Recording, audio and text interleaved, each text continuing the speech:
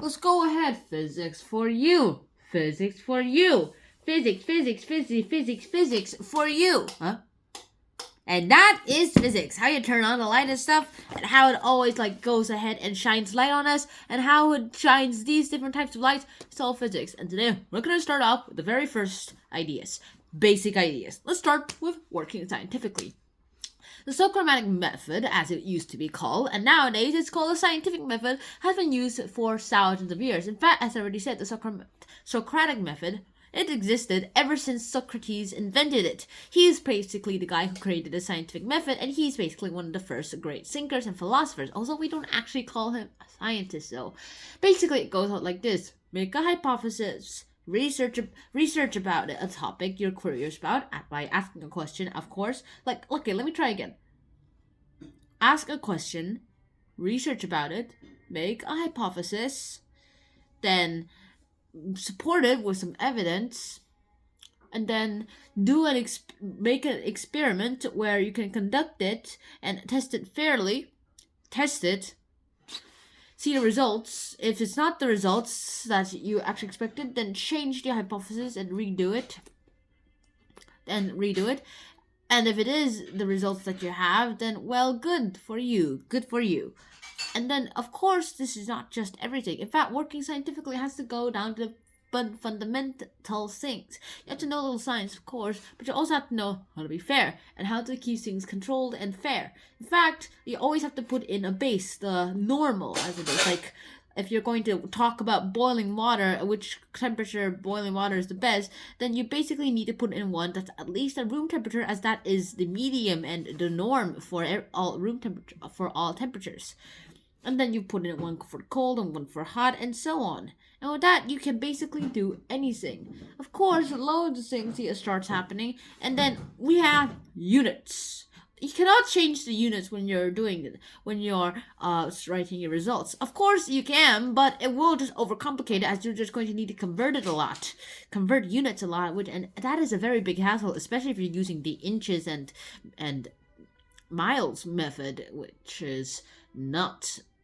isn't really easy to convert, especially since it's not. And the centimeters, meters, I mean, that's pretty much easier, as long as it's based on the base 10 system, so it's kind of easier to do it. And so yeah, the units are also important too. And then the third one is energy. Energy is an important part of this. Energy goes ahead, and the basic idea is that energy cannot be destroyed or created.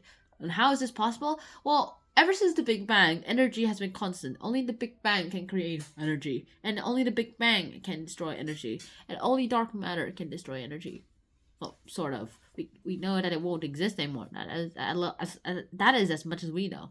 And energy is something that is conservable. We can't destroy it. We can't destroy it, we can't create it. So why are we so worked up about saving energy? Like, use less energy, use less electricity, like all those things, when it's not going to be destroyed or created. The problem is how we're using energy. Now, every day when we're using energy, a lot of it is basically used and wasted up as heat energy. It escapes, and that energy is just waste energy, and we have to put in more energy just so that we can use this much energy. We just need this much energy, but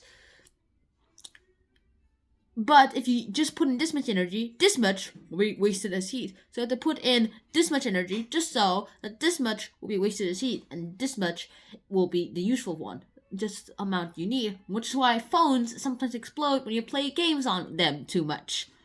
Yikes. And then the last topic we're going to talk about in this here is molecule. Now, imagine molecules like little balls. They're not actually little balls, but imagine that they are.